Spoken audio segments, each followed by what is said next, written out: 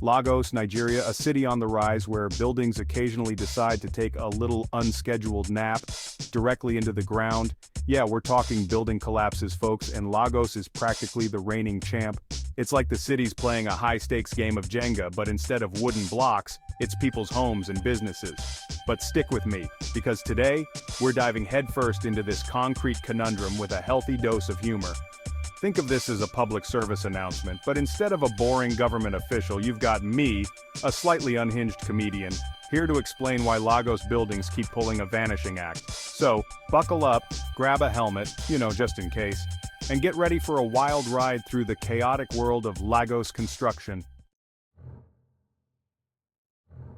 Let's address the elephant in the room, or rather, the elephant from the room, because the building it was in just crumbled corruption. Building regulations? Psh, those are more like guidelines, open to interpretation, especially if that interpretation involves a wad of cash-changing hands. Then we've got the issue of materials. Imagine baking a cake with sawdust instead of flour and then being surprised when it collapses in on itself. Add to the mix a severe shortage of qualified engineers and building inspectors who aren't, shall we say, persuadable by the aforementioned wads of cash, and you've got yourself a recipe for disaster. It's like trying to conduct an orchestra of tone-deaf chimpanzees. You might get a noise out of it, but it's probably not going to be Mozart. Now, I'm not saying that building in Lagos is a ticking time bomb. There are plenty of structurally sound structures standing tall and proud, but the problem is, when buildings collapse, they tend to do so with the grace of a drunken giraffe on roller skates. Take, for example, the case of a certain 21-story building in Ikoyi that decided to make an impromptu appointment with the Earth's core. It was a luxury apartment complex, mind you, not some ramshackle shack held together by duct tape and hope. Section 4, accountability, more like pass the buck ability.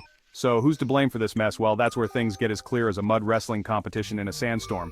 Lagos has a whole labyrinth of agencies supposedly responsible for ensuring building safety. There's the Physical Planning Permit Agency, the Lagos State Building Control Agency, LASBCA, the Standards Organization of Nigeria. It's enough acronyms to make your head spin. But despite the plethora of organizations, nobody seems to be taking responsibility. It's a classic game of pass the buck, with each agency pointing fingers faster than a speed-typing champion on Red Bull. Section 5. A brick or 10, short of a load-seeking solutions. So, what's the solution to this crumbling crisis? If I had a magic wand, I'd wave it and instantly conjure up a system where buildings are built to code, inspections are thorough and frequent, and corruption is about as common as a unicorn sighting in downtown Manhattan. But alas, I don't have a magic wand. What I have is a platform, a microphone, and a slightly twisted sense of humor. We need stricter regulations, enforced with an iron fist, preferably one that's not greased by bribes. And most importantly, we need a culture of accountability, where those responsible for cutting corners and putting lives at risk are held responsible for their actions.